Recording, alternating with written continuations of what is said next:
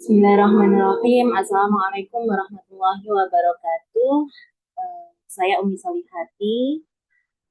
Di sini saya akan mempresentasikan peran strategis manajer untuk mengelola kinerja karyawan yang tidak sesuai dengan kompetensi untuk tugas ujian akhir sekolah mata kuliah Psikologi Industri dan Organisasi. Definisi kinerja dan kompetensi. Kinerja dan kompetensi. Kinerja adalah hasil kerja seorang karyawan yang dinilai dari kualitas dan kuantitas sesuai tugas dan tanggung jawab. Sedangkan kompetensi adalah gabungan dari pengetahuan, keterampilan, dan sikap yang dibutuhkan dalam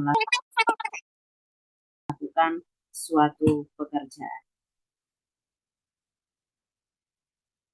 Di sini kami melakukan studi kasus skenario karyawan berkinerja buruk, skenario fiktif yang merupakan kasus di lembaga pendidikan digital. Mari kita lihat bersama contoh kasus dari skenario fiktif di lembaga pendidikan digital.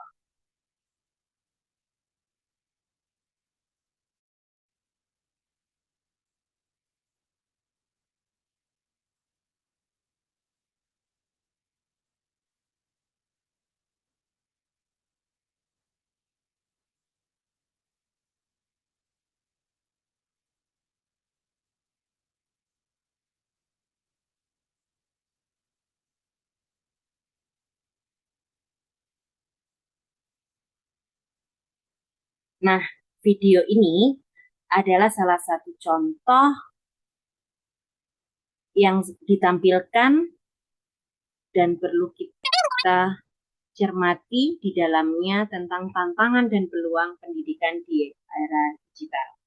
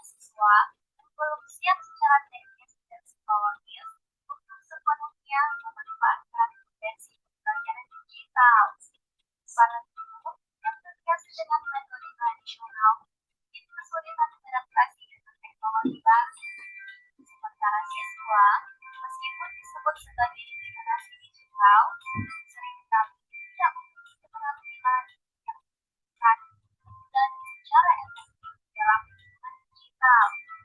Selain itu, pembelajaran daring seringkali kurang efektif dalam menggabungkan keterampilan sosial dan kolaborasi yang sangat penting dalam dunia kerja.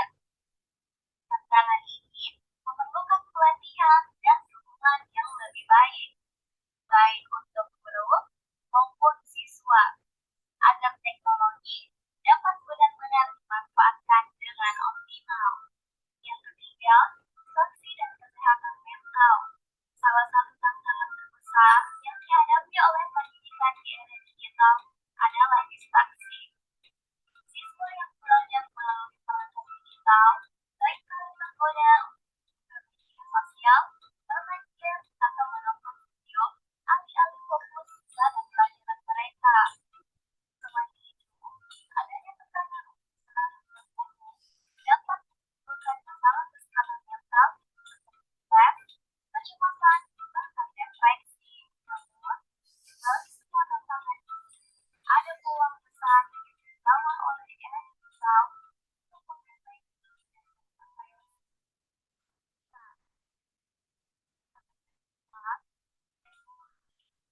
teknologi alat bantuan kita untuk kemajuan pendidikan. Mari kita lihat beberapa peluang utama yang muncul di era digital ini. Satu, akses informasi yang mudah dan terbuka.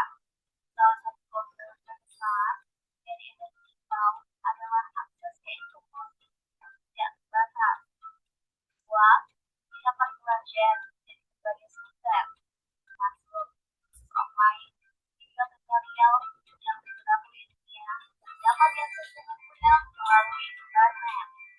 Ini memungkinkan siswa untuk mengeksplorasi bidang minat mereka dalam dan bertemu formal sekolah.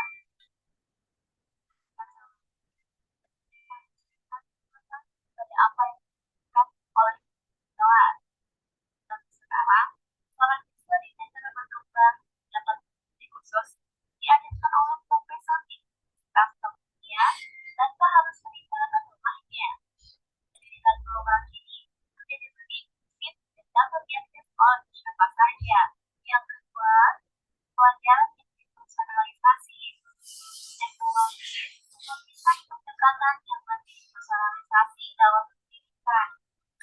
Dengan bantuan kecerdasan buatan atau AI, kita dapat memanfaatkan pelajaran yang disesuaikan dengan kebutuhan dan kemampuan masing-masing siswa.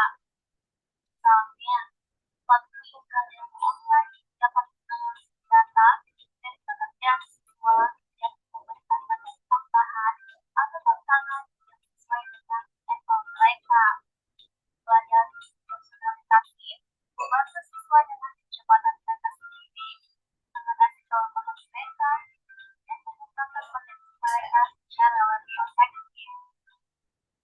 Dengan kolaborasi global, teknologi telah menghilangkan batas geografis dalam pendidikan. Siswa dari berbagai belahan dunia dapat berkolaborasi dalam proyek-proyek bersama, berbagi ide, dan belajar dari perspektif berbeda. Hal ini tidak hanya meningkatkan pemahaman mereka tentang hal tertentu, tetapi juga membangun keterampilan sosial dan membutuhkan dalam dunia kerja yang semakin global.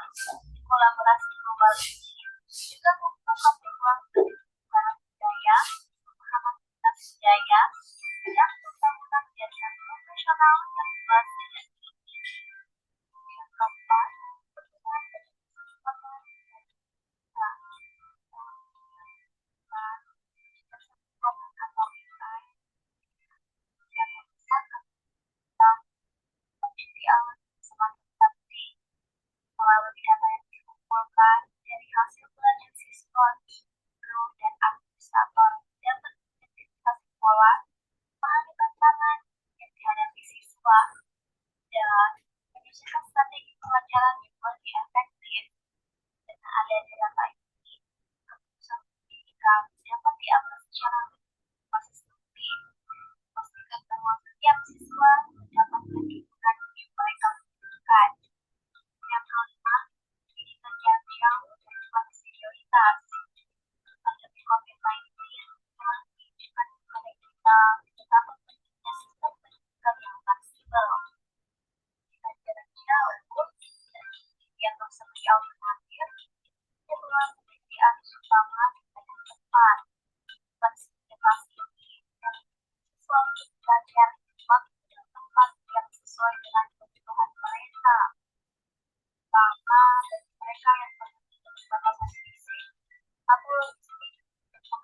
sekolah secara langsung dengan pembelajaran jarak jauh itu lebih inklusif, kesempatan kepada siswa dari berbagai latar belakang, terus belajar tanpa terbatas oleh waktu dan tempat.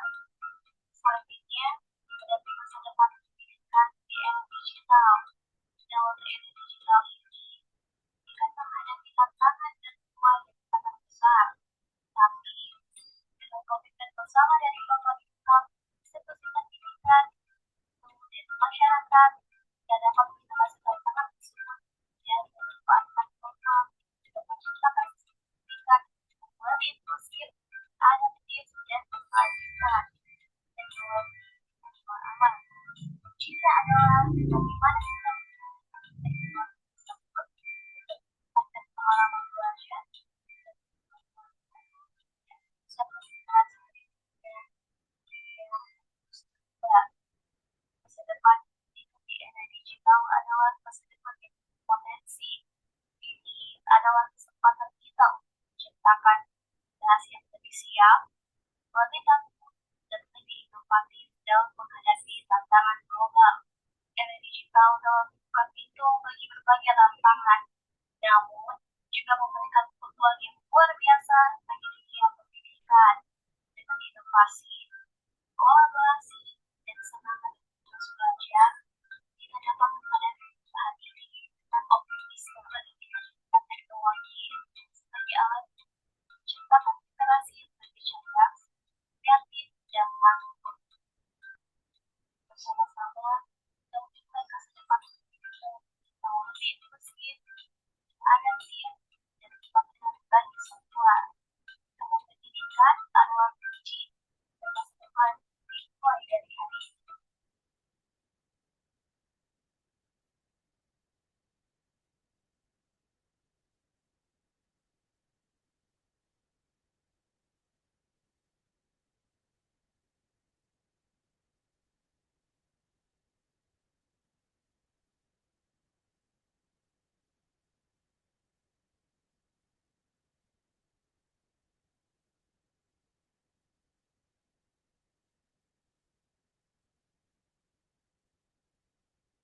Nah, setelah kita saksikan bersama terkait dengan contoh tantangan dan peluang pendidikan di era digital.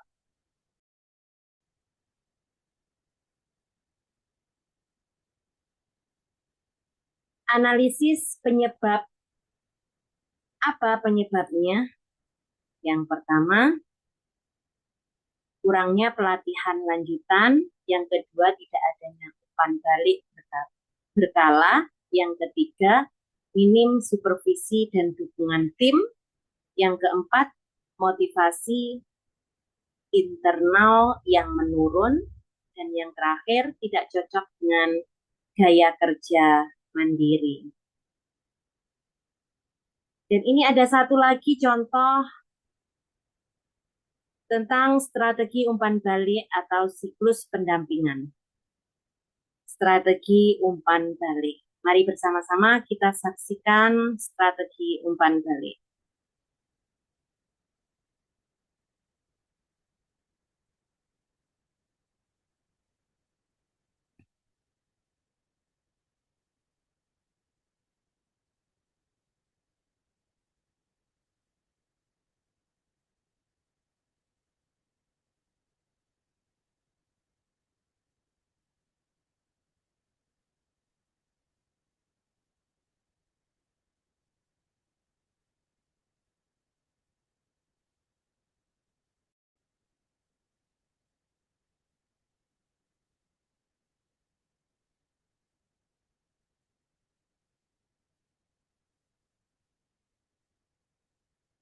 Tiga bulan lalu, sebagai pengawas sekolah, Putini mendampingi Pak Dono, kepala sekolah di SMP Sukamulya 03, untuk membuat program kerja atau rencana kerja tahunan atau semester.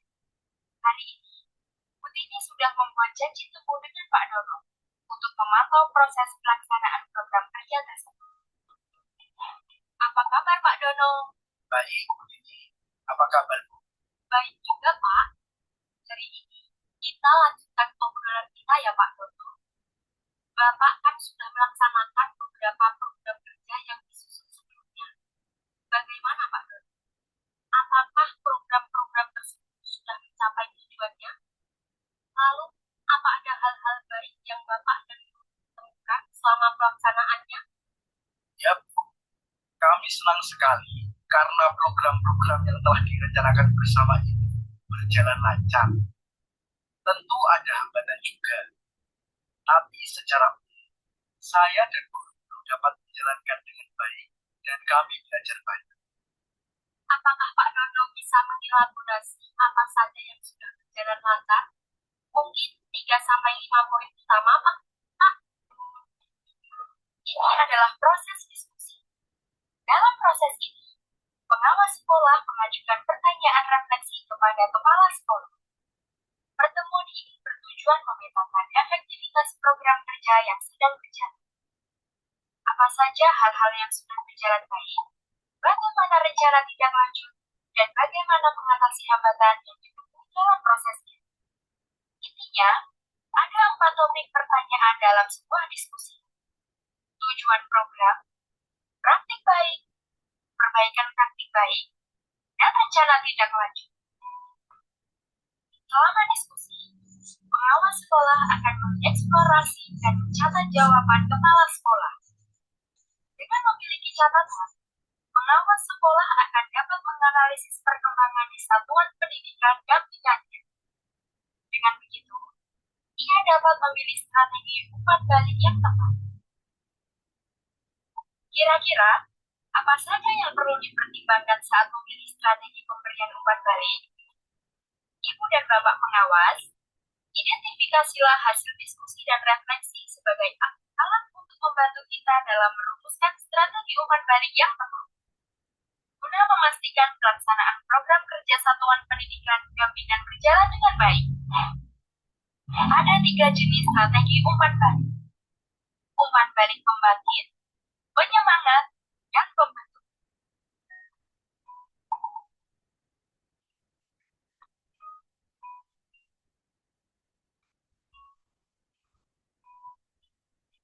Ketiganya memiliki tujuan yang sama, yaitu membantu kepala sekolah menyadari persoalan dan menemukan solusi atas persoalan tersebut.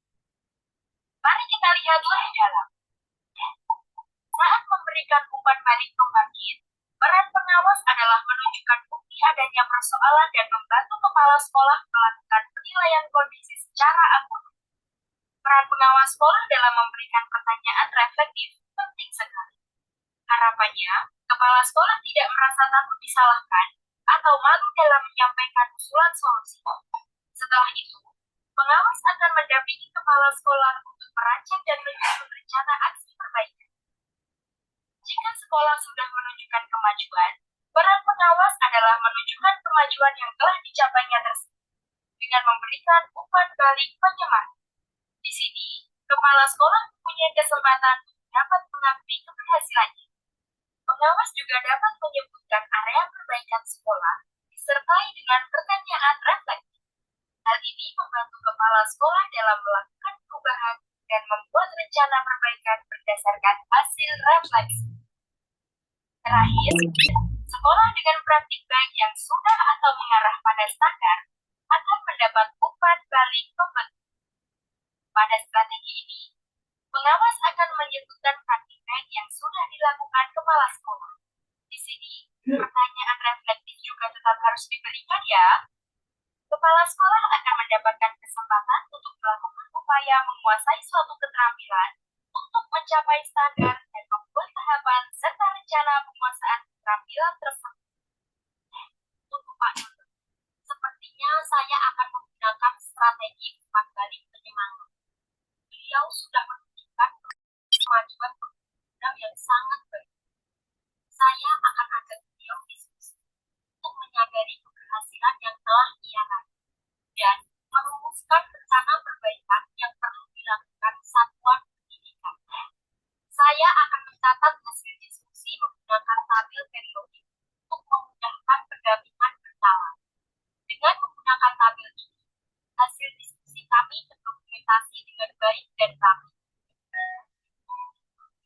Seperti apa bentuk tabel periodik? Mari kita amati contoh berikut ini. Tabel periodik berisi urutan prioritas, nama satuan pendidikan, dan catatan hasil temuan. Dalam tabel ini, Butini membagi tahapan rencana yang akan dikerjakan setiap bulan. Ada 3 prioritas dalam sebuah tabel periodik. Prioritas utama, menengah, dan akhir. Pada setiap kolom bulan, Butini mengisi dengan praktik baik apa saja yang sudah berjalan, hambatan apa yang ditemui, dan strategi umpan balik yang akan Butini gunakan saat pendampingan. Salah satu hal penting yang perlu kita ingat saat memberikan umpan balik adalah untuk tidak memberikan label, tidak memberi, dan tidak memberikan. Dengan demikian, kepala sekolah yang kita temui akan merasa nyaman, terbuka untuk bercerita, dan antusias membuat rencana perubahan. Ibu dan Bapak, pemberian umpan balik yang tepat memerlukan latihan yang konsisten. Terdapat 3 jenis umpan balik yang dapat diberikan. Umpan balik pembangkit, penyemangat, dan pembentuk. Mungkin awalnya tidak mudah mengutarakan apa saja yang perlu kita sampaikan untuk kemajuan satuan pendidikan. Namun, tidak perlu khawatir. Tetaplah terus mencoba dan mengevaluasi umpan balik yang kita berikan. Selamat berlatih.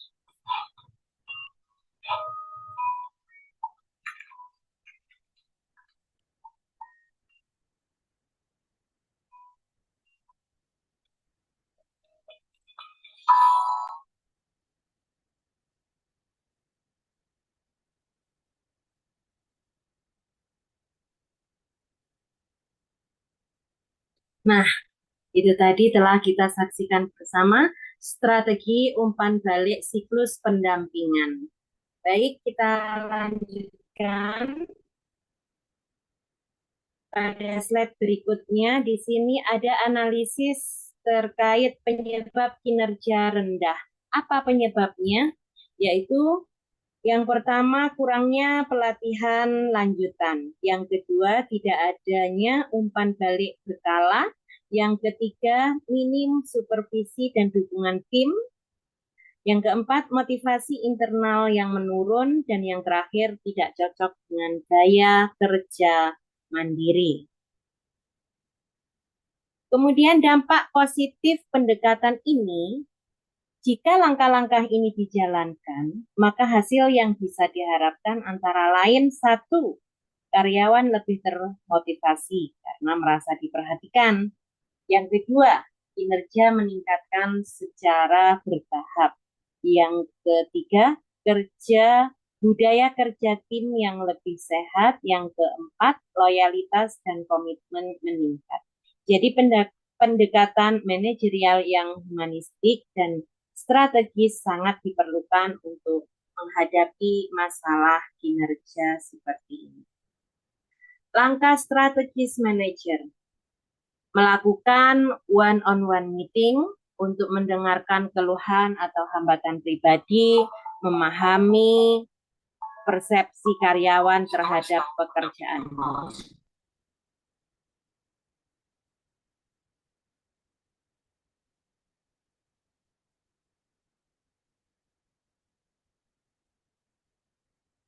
Kemudian mengevaluasi ulang kompetensi karyawan melalui tools assessment atau observasi kerja langsung. Yang ketiga, membuat rencana pengembangan individu, pelatihan intensif, mentoring dari rekan kerja senior. Yang keempat, memberikan feedback berkala, gunakan metode feedback sandwich yang diawali dari positif, kemudian kritik, dan positif. Yang kelima, membangun lingkungan dukungan, dorong kolaborasi tim, libatkan Laila dalam proyek kecil dengan supervisi. Yang keenam, monitoring dan apresiasi, buat progres car apresiasi setiap perbaikan sekecil apapun. Langkah-langkah strategis manajer dampak positif pendekatan hasil yang diharapkan adalah jika langkah ini dijalankan, maka hasil yang bisa diharapkan antara lain satu, karyawan lebih termotivasi karena merasa diperhatikan. Yang kedua, kinerja meningkat secara bertahap. Yang ketiga, budaya kerja tim yang lebih sehat. Yang keempat, loyalitas dan komitmen meningkat. Yang kelima, pendekatan manajerial humanistik dan strategi sangat diperlukan untuk menghadapi masalah-masalah kinerja. Berikutnya,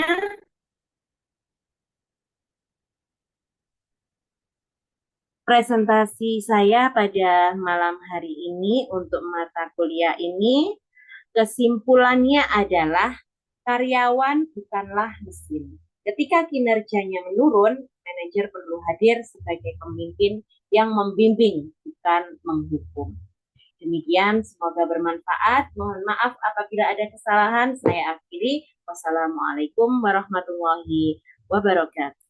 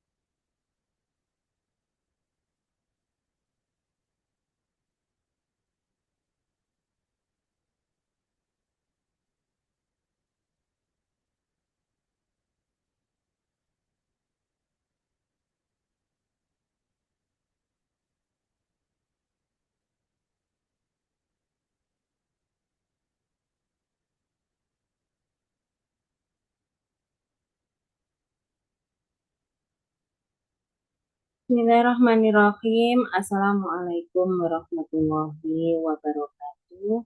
Perkenalkan, saya Umi Solihati. Di sini saya akan mempresentasikan tugas mata kuliah dari dosen di Universitas Insan Cita Indonesia, Fakultas Psikologi. Izin untuk share screen.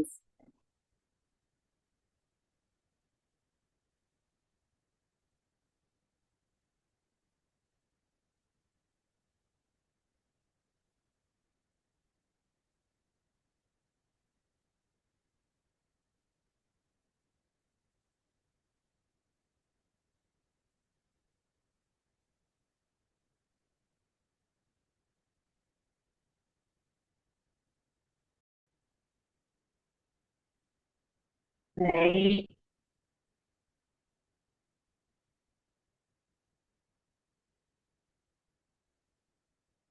hari ini presentasi saya dengan judul Peran Strategis Manajer untuk mata kuliah Psikologi Industri dan Organisasi.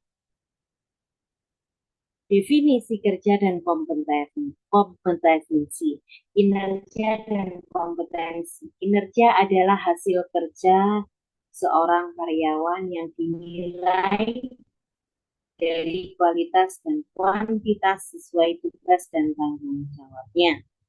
Sedangkan kompetensi adalah gabungan dari pengetahuan, keterampilan, dan sikap yang dibutuhkan dalam melakukan suatu pekerjaan.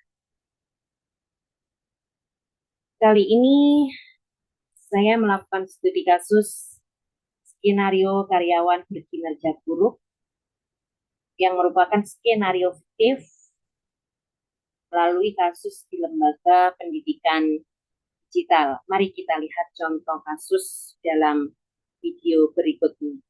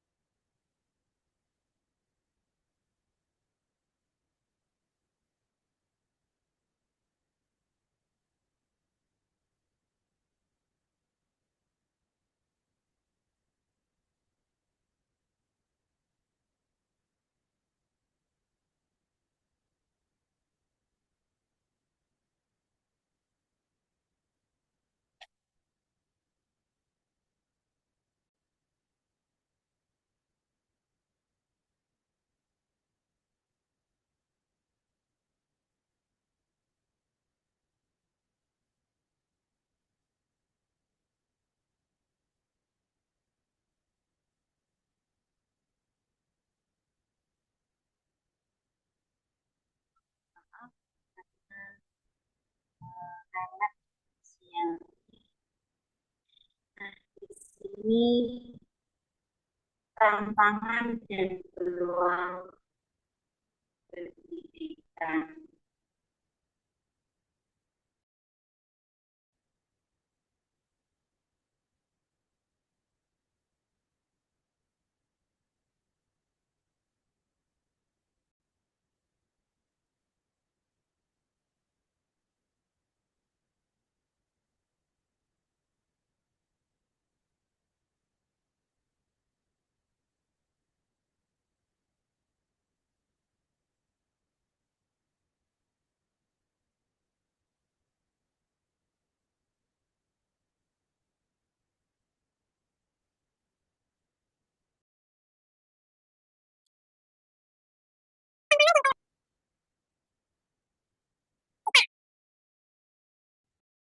Tantangan dan peluang di era digital.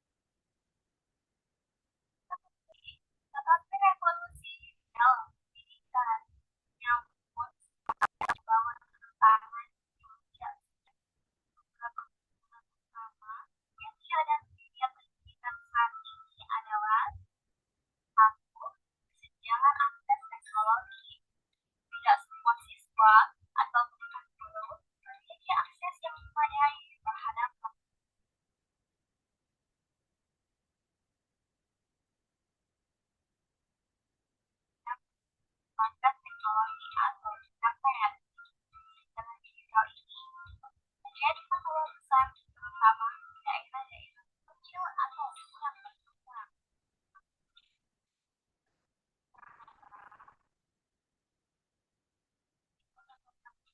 Kita bisa melihat siswa dengan laptop atau koneksi internet yang stabil.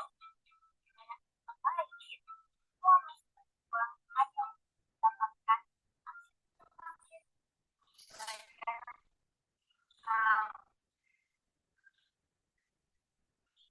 Kita melihat intervensi pemerintah dan pihak swasta merupakan kebijakan tanpa akses yang sama, tingkat kesetaraan yang diberikan justru akan semakin melebar di era digital. Juga, bagi kesiapan guru dan siswa.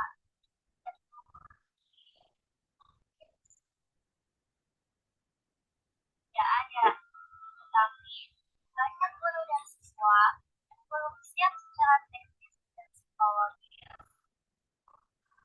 sepenuhnya memanfaatkan belajar digital.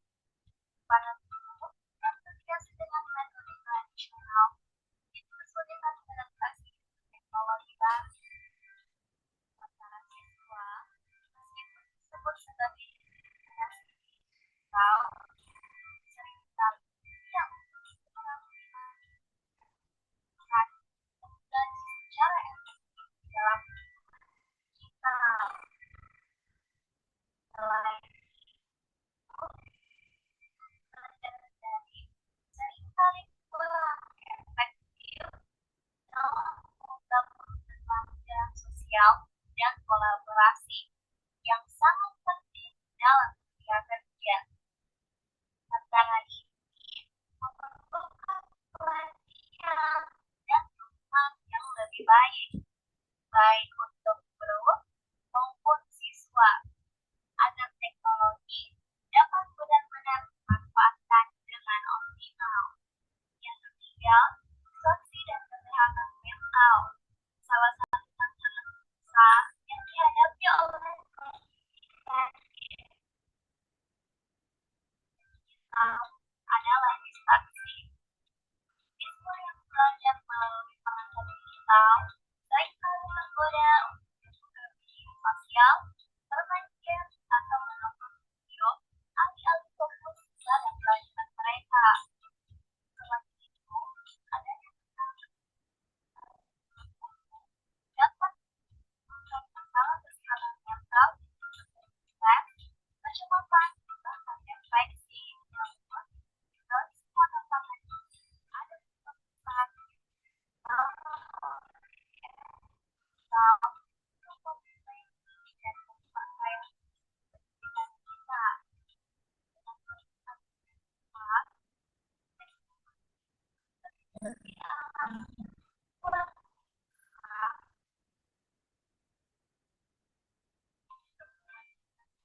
baik. Mari kita lihat beberapa peluang utama yang muncul di era digital ini. Akses informasi yang mudah dan terbuka. Terbesar dari digital adalah akses ke informasi yang tidak terbatas. Siswa dapat belajar dari berbagai sumber, termasuk kursus online, video tutorial, yang mengetahui dunia dapat diakses dengan mudah melalui internet. Tingkat siswa untuk mengakses yang mereka di dalam dengan kurikulum bermanfaat. Masalah pendidikan pada apa yang dilakukan oleh kelas. Dan sekarang, para dapat di khusus diadakan oleh profesor di kantornya tanpa harus meninggalkan rumahnya. Pendidikan global kini menjadi lebih inklusif dan dapat diakses oleh siapa saja. Yang kedua, pelajaran yang dipersonalisasi. tantangan yang bagi personalisasi dalam pendidikan dengan bantuan kecerdasan buatan atau AI. Kita dapat mengembangkan program pelajaran yang disesuaikan dengan kebutuhan dan kemampuan masing-masing siswa. Misalnya, platform pembelajaran online dapat mengawasi data dan menunjang siswa dan memberikan materi tambahan atau tantangan yang sesuai dengan level mereka. Belajar personalisasi membantu siswa dengan kecepatan mereka sendiri, mengenali kelemahan mereka, dan mengembangkan potensi mereka secara lebih efektif. Dengan kolaborasi global, semua bisa mengembangkan batas geografis dalam pendidikan. Siswa dari berbagai belahan dunia dapat berkolaborasi dalam proyek-proyek bersama, berbagi ide, dan belajar dari perspektif yang berbeda. Hal ini tidak hanya meningkatkan pemahaman mereka tentang hal tertentu, tetapi juga membangun keterampilan sosial yang dibutuhkan dalam dunia kerja yang semakin global. Kolaborasi global ini juga membuka peluang bagi pertukaran budaya, pemahaman lintas budaya, dan pembangunan jaringan profesional yang luas dan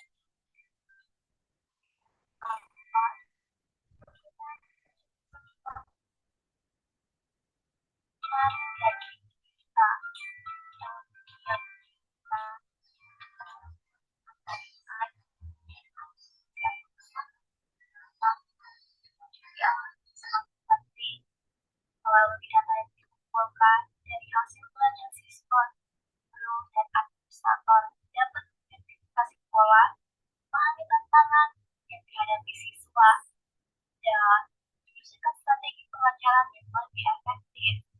Dengan adanya data ini, keputusan pendidikan dapat diambil secara lebih berbasis memastikan bahwa setiap siswa mendapatkan dukungan yang mereka butuhkan. Yang kelima, pendidikan jarak jauh menjadi kondisi prioritas. Pandemi COVID-19 menunjukkan kepada kita betapa pentingnya sistem pendidikan yang fleksibel. Pendidikan jarak jauh yang sebagai alternatif telah menjadi arus utama di banyak tempat. Fleksibilitas ini memungkinkan siswa untuk belajar di waktu dan tempat yang sesuai dengan kebutuhan mereka, terutama bagi mereka yang memiliki keterbatasan fisik atau lebih sedikit untuk menghadiri sekolah secara langsung. Dengan belajar jarak jauh lebih inklusif, menjadi siswa dari berbagai latar belakang, terus belajar tanpa terbatas oleh waktu dan tempat. Selanjutnya, menghadapi masa depan pendidikan di era digital. Dalam era digital ini, kita menghadapi tantangan dan beban yang sangat besar. Tapi, dengan komitmen bersama dari pemerintah, institusi pendidikan, guru, dan masyarakat, kita dapat mengatasi tantangan tersebut dan memanfaatkan program untuk menciptakan sistem pendidikan lebih inklusif, adaptif, dan berkelanjutan. Teknologi adalah alat. Kita adalah bagaimana kita menggunakan teknologi tersebut meningkatkan pengalaman belajar, pengetahuan baru, dan mengusahakan generasi berikutnya dan terus berkembang. Masa depan pendidikan di era digital adalah masa depan yang berpotensi. Ini adalah kesempatan kita untuk menciptakan generasi yang lebih siap, lebih tangguh, dan lebih inovatif dalam menghadapi tantangan global. Era digital dalam bukan pintu bagi berbagai tantangan, namun juga memberikan peluang yang luar biasa bagi dunia pendidikan dengan inovasi, kolaborasi, dan semangat terus belajar. Kita dapat menghadapi perubahan ini dengan optimisme menggunakan teknologi sebagai alat untuk menciptakan generasi yang lebih cerdas, kreatif, dan tangguh. Bersama-sama, kita menciptakan masa depan pendidikan yang lebih inklusif,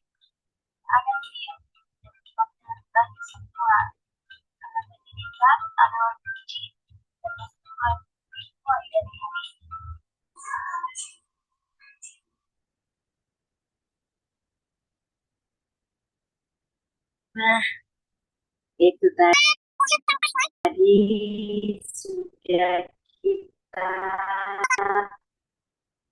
lihat contohnya dari video yang sudah saya tampilkan tadi.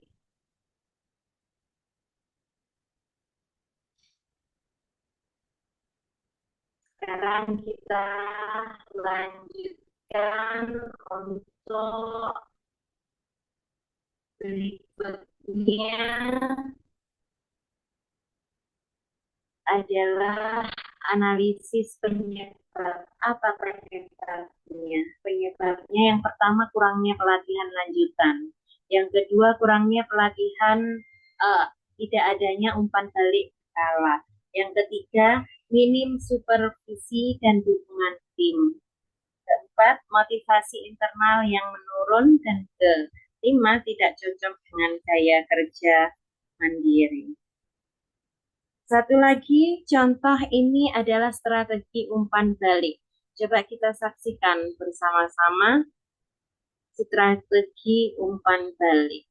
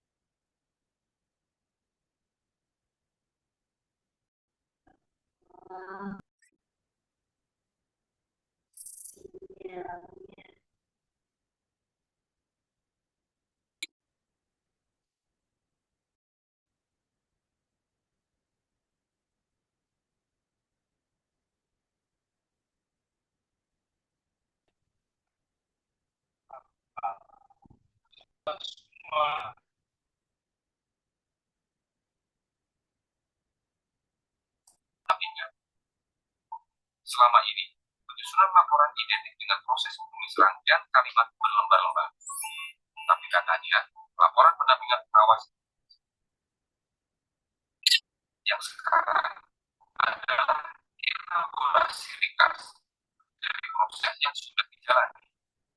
Apa benar laporan proses bisa dimodifikasi?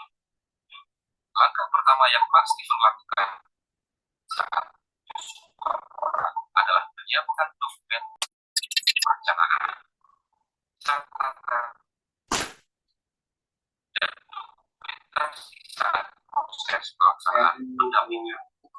Ia mulai dengan membuka dokumen rencana pendampingan dan mencermati peta komitmen perubahan dari setiap kepala sekolah pembinaannya dalam dokumen tersebut. Pak Steven lalu membuat sebuah tabel berisi 3 kolom dan menuliskan kembali komitmen perubahan itu di kolom paling kiri sebagai deskripsi kondisi sebelum pendampingan. Sekarang, Pak Steven akan mengisi kolom kedua.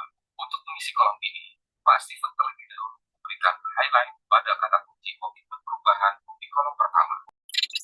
Setelah itu, Pak Steven membuka catatan saat melakukan pendampingan. Ia rajin menuliskan temuan baru, hasil diskusi dengan kepala sekolah, dan catatan individu lain.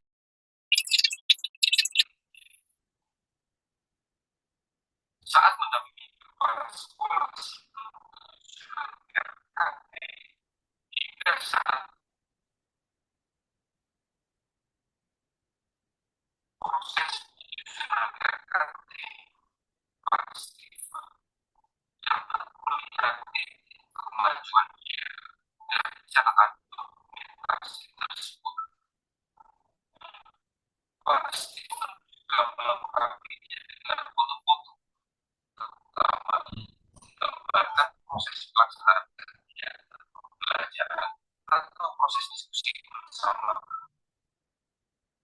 Setelah mencermati catatan pribadinya, Pak Stephen merangkum dan mencatatkan hasil pendampingannya yang selaras dengan komitmen perubahan kepala sekolah di hostel pendampingan, termasuk menuliskan catatan-catatan singkat selama proses pendampingan di kolom catatan evaluasi.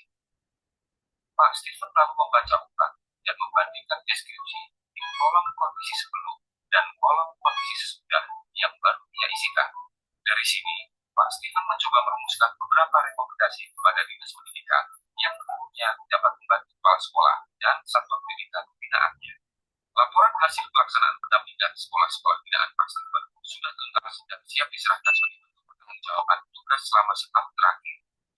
Namun, ketika membaca ulang catatan pendampingannya, Pak Stephen merasa proses yang ia jalani banyak memberikan pelajaran, bukan karena proses dampingannya selalu berhasil dengan baik, tapi justru karena banyak kendala yang ia temui di awal pendampingan. Karena adanya perubahan peran pengawas dengan siklus pendampingan yang baru, Pak Stephen menghadapi beragam situasi dari satuan pendidikan binaannya. Hal ini lalu membuat Pak Stephen mempelajari ulang dan mengoptimalkan beberapa metode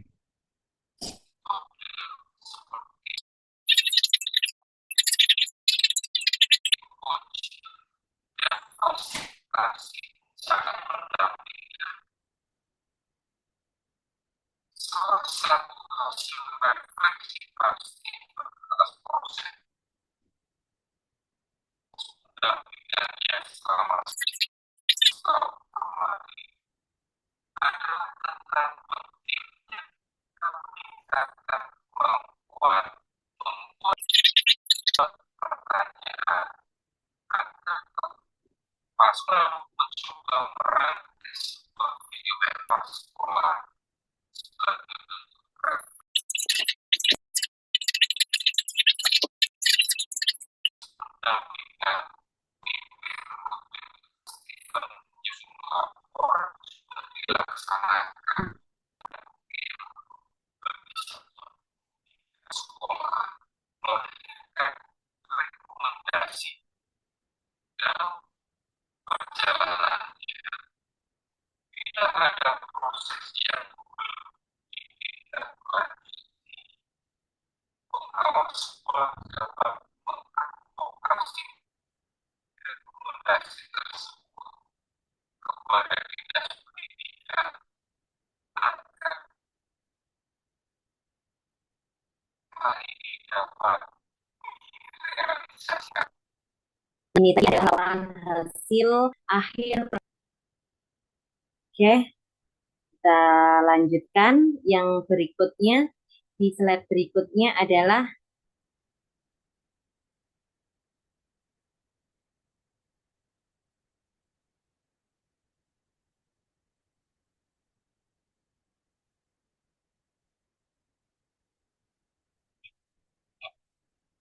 mohon maaf ini lelet sekali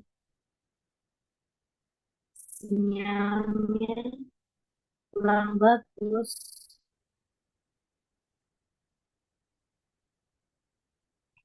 Setiap kali jam segini pasti sinyalnya kurang bagus. Nah,